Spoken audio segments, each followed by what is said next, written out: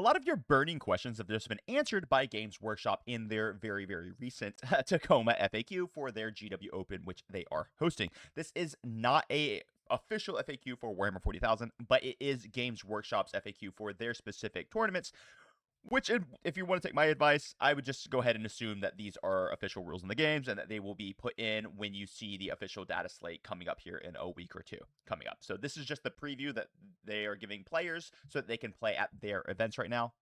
It's not gospel, but I'm basically going to treat it as gospel for this channel and for all of my individual games as well. It's clearly what GW is intending as it's written by them for their events. Anyway, let's hop into all these radical changes, guys. I am Crump. I'm a top 100 player, and I'm a professional Warhammer 40K coach. So I am bringing this information to you guys so that you can play the best games of Warhammer 40,000 as possible. I want you all to improve dramatically, and I want you to have incredible success in this amazing game, which develops very strong people. So let's just break down all these burning questions because it really does solve a couple problems that were in the game, and it's the really first like FAQ patch at fixing the initial issues with a new edition release. So let's just jump on into this bad boy. Here we go. First rules update that we see that we can generate command points. So typically already so far in 11th edition, there has been no cap on command point generation. So you would get 1 CP at the beginning of your turn. Let's say you have Azrael or Marnius Calgar or someone who just generates you a bonus CP. That gives you 2. Then you could discard a stratagem to give you a free CP. And then you can, maybe you have access to regenerating CP in other ways. You can get a lot of CP. If I'm playing my orcs, I can have like multiple aggression, just generate me CP. No longer. They have patched this. I wasn't certain if this was actually like a oversight of them when they wrote the initial rules or not. Apparently it was, and they do not want you generating crazy amounts of CP in the game. So, alas, if you've been enjoying it up until now, you've been enjoying it up until now, and that is now gone.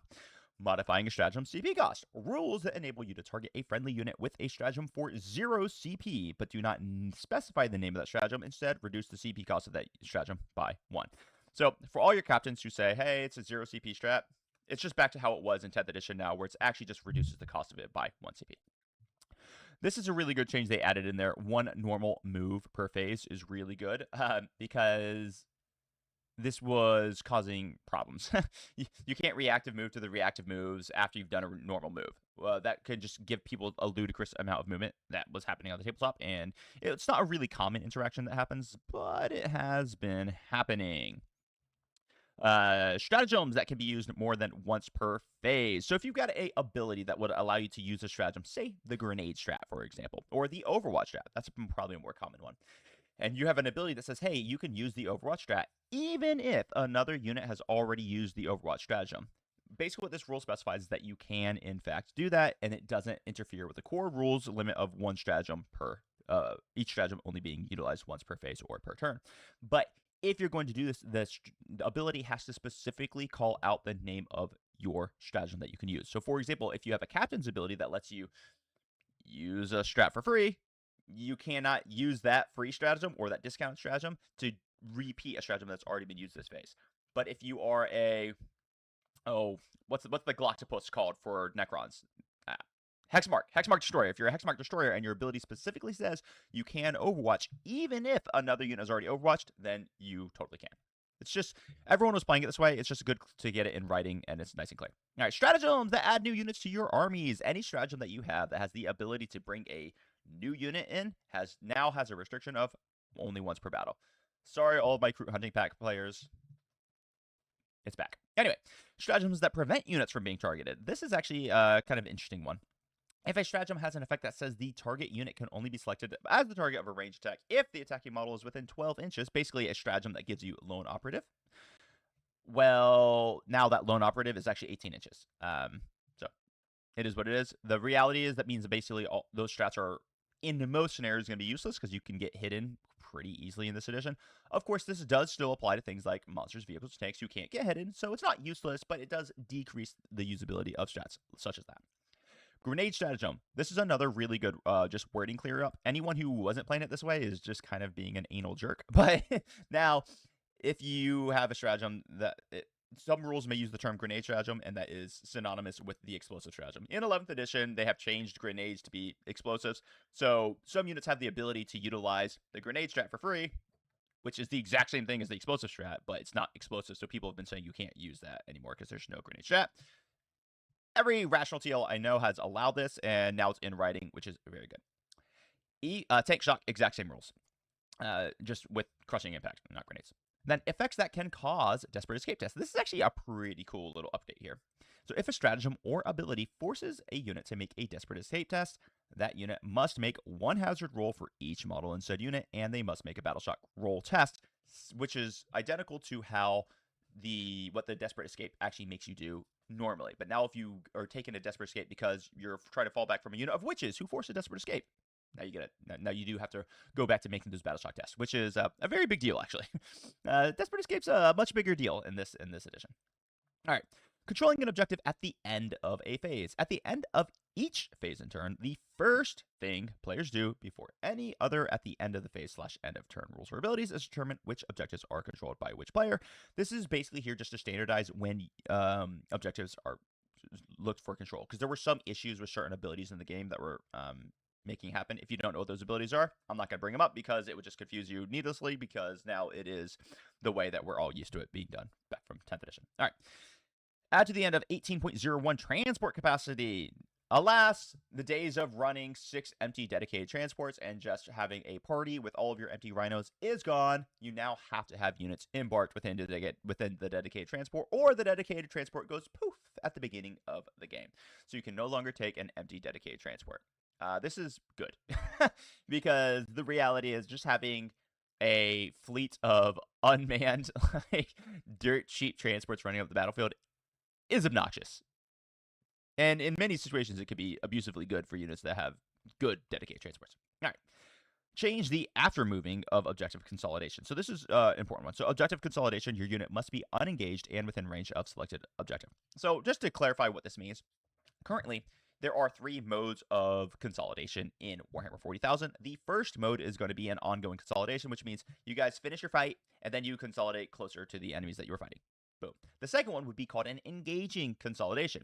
And in an engaging consolidation, you have to be within 3 inches of an enemy unit to be able to accomplish it. Then you can move your 3 inches, you're engaged, and if that unit hasn't fought, they now get to fight you. Now there was the loophole because you could do what's called a objective consolidation, where you could, if you're not able to do an engaging consolidation, you could consolidate onto an objective, and you could use that consolidation to end an engagement with another unit. But that unit would not have been allowed to strike you back because it was not an engaging consolidation, it was an objective consolidation. So now they have basically gotten rid of that little loophole, which, whatever. I kind of like that loophole. I thought that was a cool, like, skill expression thing. But it doesn't matter. It's fine. But now they kind of got rid of that because if you do an objective consolidation, you cannot end engaged with your objective consolidation. So they've kind of gotten rid of that little loophole there. Which also leads to a couple other issues, but the issues are more minor compared to what the issues previously were with the loophole. So totally fine change. I don't particularly like it, but whatever. You can't like everything, and it makes sense for the game, so it's really fine. All right, a couple more. Effects that revive destroyed characters.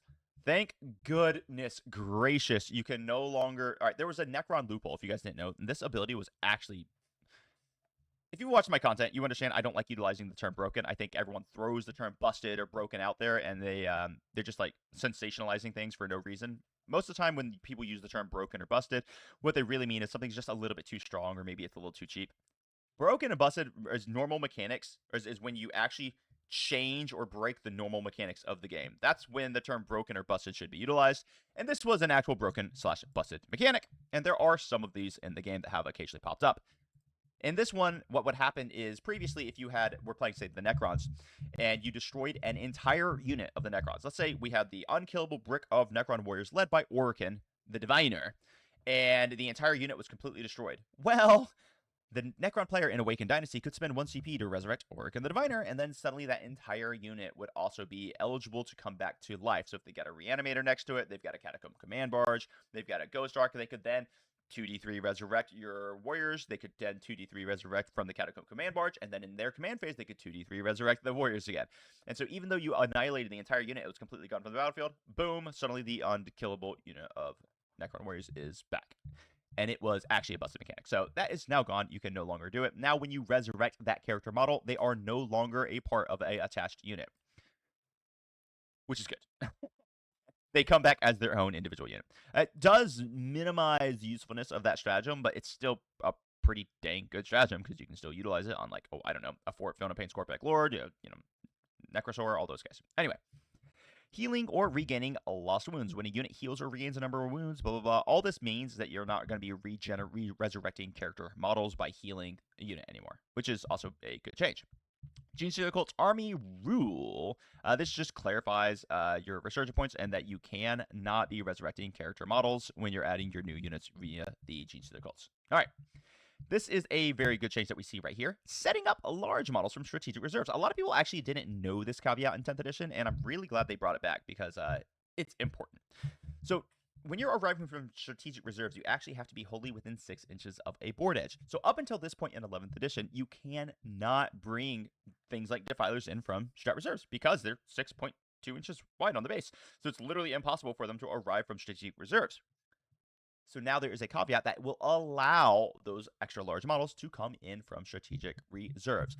What they have to do is they have to be touching a battlefield edge. So if a model is so large that its base cannot be physically set up wholly within the distance required of the battlefield edge, it must be set up so that it is touching a battlefield edge.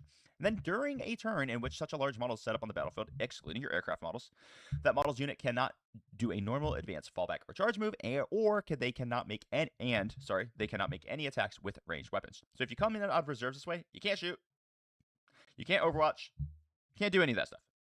Some large models, typically aircraft, have wings and other parts that extend significantly beyond their base. Such models can overhang a battlefield edge if it is not possible to set them up otherwise. But when setting them up, they must still be more than 8 inches away from all enemy units. All right. Then they added the mobile keyword to some of the units that you kind of expected to have it. So things like Tulia Ghoul, Belisarius Call, Lionel Johnson, Fulgrim, Rubita Gulliman, and the Red Terror, they now have the mobile keyword, meaning they can move through dense and light terrain, which is just a nice quality of life improvement. I don't think it's super profound, seeing as terrain is terrain features, so like buildings, is a much less big deal in 11th edition, but it is nice to be able to have your Primarchs run straight through the walls again. All the people who are crying that Lionel Johnson is dead, he's not dead. He can move through walls. By the way, just to my Dark Elf friends out there, Lionel Johnson is amazing still. He's still incredible. Just because of the changes to Fight First, that doesn't mean that he's dead. He's so good right now. If you think that he's gone because Fights First is worse, which one, it's not worse, it's just different, you're mistaken. The dude's amazing. All right, rant over. Let's carry on. So we added frame to a couple units: Decanted Platform, Falcon, Fire Prism, blah blah blah. So the frame keyword means that you're going to measure engagement range from the model itself, and you're measuring distances from the model itself. And then we removed frame from a lot of units. This is actually a overall good change for all of these things. It's actually a really good change because now your Virtus Praetors and your Shield Captain on Donegal Jet Bikes, you can no longer measure engagement from the tips of their spears, which is a good thing. And you can no longer measure engagement from the tip of the tail of Screamers. I can't believe that was a thing. If you guys hadn't seen it, it was one of the most obnoxious things in the world to see 2 Screamers 7 inches apart and in coherency, because technically their tails counted as their model with the frame keyword. Luckily, that's gone. There is one problem that I potentially foresee here now, however. They have removed the frame keyword from the Obelisk and the Tesseract Vault. If you guys don't know what these things are, here, let me kind of share what these look like. Tesseract. I probably should have had those already pulled up, but this is just something. Vault 40k. This is just something that I need you guys to understand. I don't know how profound this is, but this model is obnoxiously large. Like, if you look at this thing, here, this is a good picture of the Tesseract Vault. And whoever painted these, good job. I don't know who you are, so I can't give you shout out specifically, but if you did it, congratulations, you did awesome. So, this is a good one right here. Let me see if I get it. All right. Can I maximize this? No, I can't really maximize. Anyway, you see the point. This thing is massive, and its base is itty bitty tiny. As a matter of fact, there are going to be a lot of scenarios where you can not even be in engagement with the model if you're physically touching the model. Because now all the engagement range is measured to the base, and because its model is like super far out the base, this creates problems. So I think this is probably an oversight from GW. Now the reality is that, is this unit going to be showing up in your local RTTs? No. Is this unit going to be showing up at GTs and majors? Unlikely, but maybe. It is massive. I think it's like over a foot long. So I don't know. I kind of think this is a mistake that they removed the frame keyword from it. but we will see if it becomes a problem in the meta. I'm not really sold on that it will be, but just so you're aware that that's a thing. So now you know that. Carry on. All right, let's go on to the next part of it. We have some cool little FAQs. When my unit shoots at another unit, how does it work if some models in the unit are fully visible to some models in my unit, while others are within a terrain area not fully visible? Basically, the answer to this is if some unit models in the attacking unit can wholly see a model in the defending unit, that defending unit will not get cover from those models. But if other models in the attacking unit cannot see a enemy unit without giving them the benefit of cover, then they will get benefit of cover from those models. This kind of goes with the break of the way the fast ruling has been working.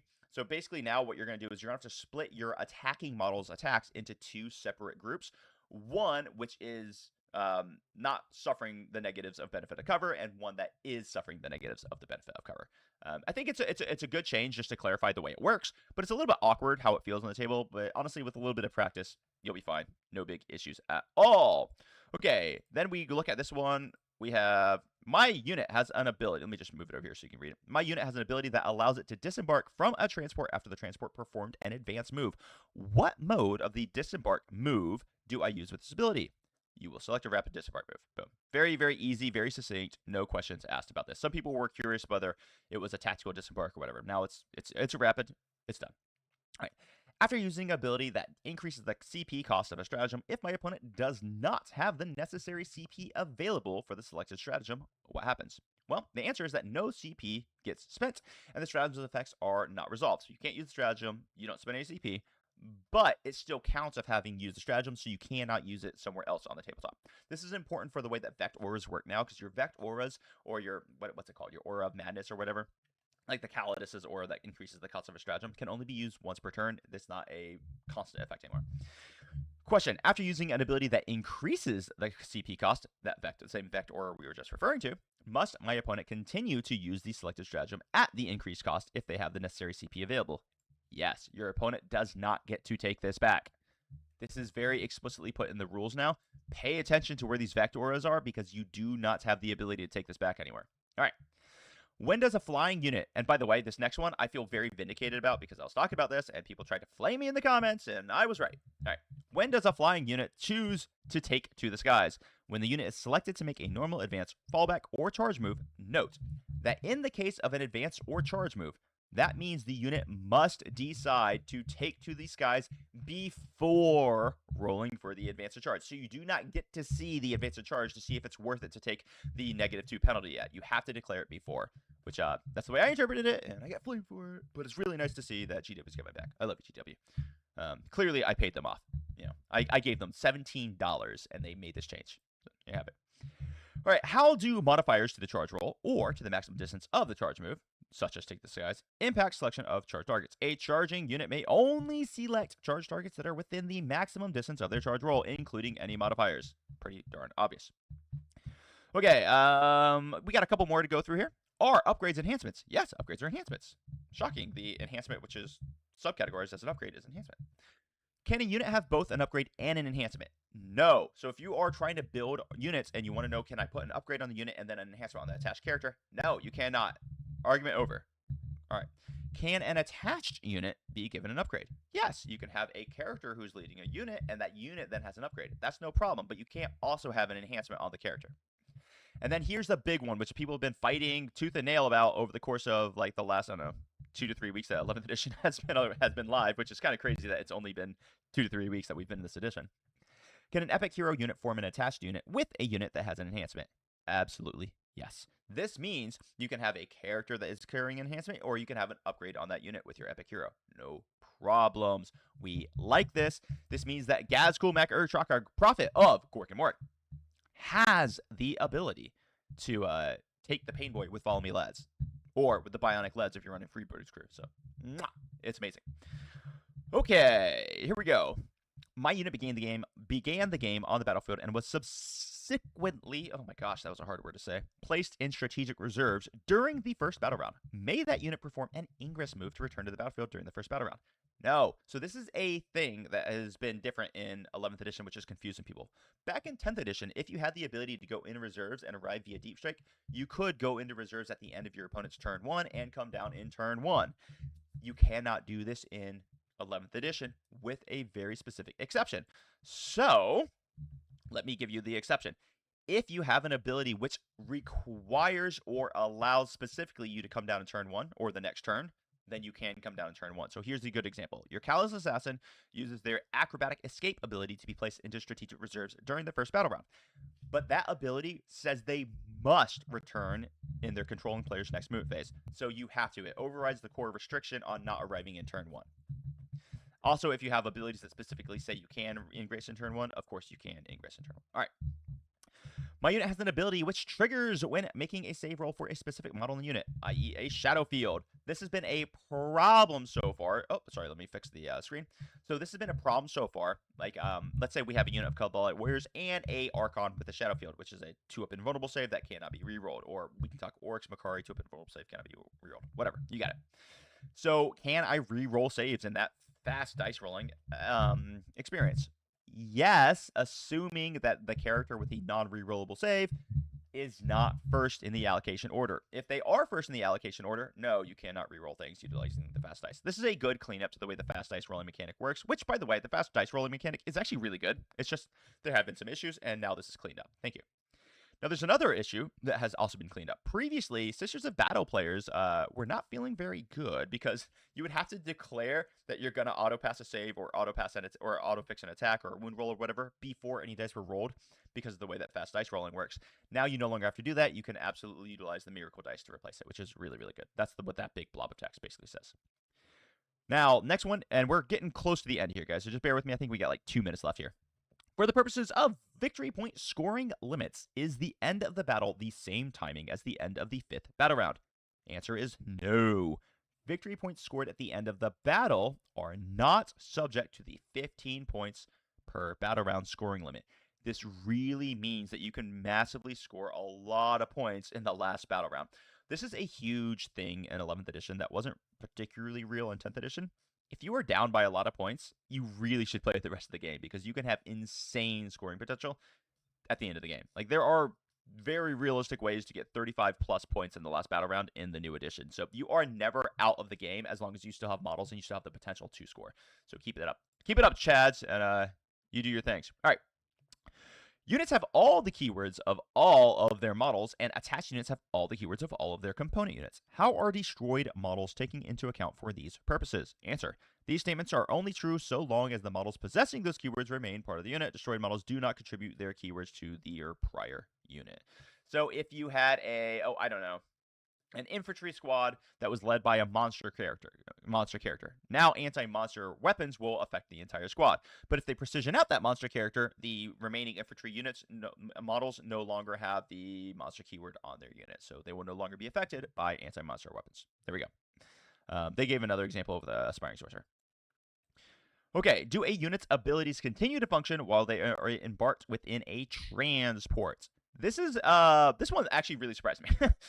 Yes, within the restrictions specified by the ability itself. So embarked units are not on the battlefield, and what this means is that abilities that require visibility or measurement to another unit will fail. Things like if this unit the auto can see you, you have to take a battle shock test, or things like if you're within 6 inches of me, you can ignore modifiers or something like that. That stuff doesn't work because it requires line of sight / measurement to the models, and the models are not on the battlefield.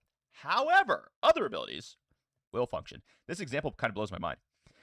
Karn the Betrayer is attached to a Khorne Berserkers unit and embarked within a transport. Karn's the Betrayer ability will in fact activate, as it has no requirement to be on the battlefield and requires no visibility or measurement to another unit. This kind of blows my mind. I kind of wonder how that's just kind of crazy. So anyway, yeah, Karn can just kill models while they're stuck in transport. So yeah. Enjoy World of players. I don't think it's that big a deal. It's not going to cost much, but like it's kind of annoying. Anyway, Azrael, this is another example, is attached to Intercessor Squad, embarked within a transport. So this is actually really good that they wrote this in there because it's obvious, but it's definitely going to, preclude some questions that people were going to have. So even though Azrael gives sustained hits to the weapons, if the transport is firing those weapons utilizing the firing deck rule, those weapons will not get sustained hits because Azrael's unit is not shooting the weapons. In the case of the firing deck, the transport is the thing that is actually shooting the weapons. Question: several units, including the Armageddon box, currently have different data sheets. Thank goodness they answered this question. We've had to be like just answering this constantly. Several units, including the Armageddon box, currently have different data sheets. Different Orc Warlord, different Orc Boys, etc. Which data sheet should I use? This or what's in the app? Use the data sheet available in the Warhammer 40k app. Essentially, treat all those data sheets in the Armageddon box as like a combat patrol. Just treat it as such. It's not actually combat patrol, but treat it as such, and you'll be okay. Okay. Let's go back over here. Boom, boom. Fight on death. Now, this is a big one. A lot of people haven't really been utilizing this very correctly, and it is kind of a very big deal. Fight on Death is exceptionally powerful in this edition. Fight on Death requires models awaiting such an ability to stay on the battlefield until their unit has attacked, or the end of the phase. How do these models function while this is the case? Models awaiting a Fight on Death ability are still present on the battlefield for all rules purposes. This includes, but not limited to, the following. They can be measured to, so aura abilities are still functioning. They can be considered visible to friendly enemy models where relevant.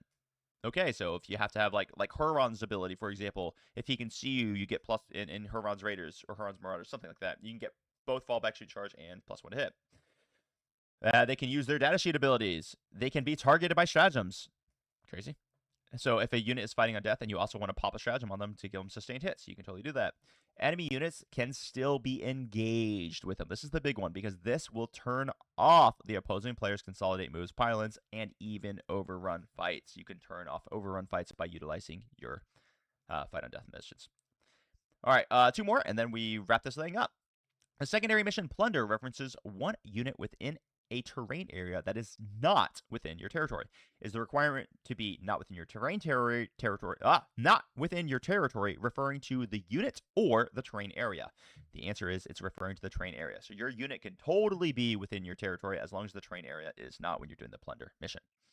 And then the last question, if the unit I select to be my beacon unit, it's a secondary, upon drawing the beacon secondary mission, is destroyed prior to achieving the mission, can I select a new beacon unit? No. Clear enough. Guys, this is the first FAQ that GW's put out. Remember, it's not officially for the game, but I'm going to treat it as gospel for the game, and pretty much everyone else is as well, because it's straight from GW's mouth for GW's particular events. So if you currently don't have an FAQ for your event, I would recommend utilizing this for right now until more information comes out. With that, I hope you guys enjoyed it. Until next time, crop on. Bye-bye.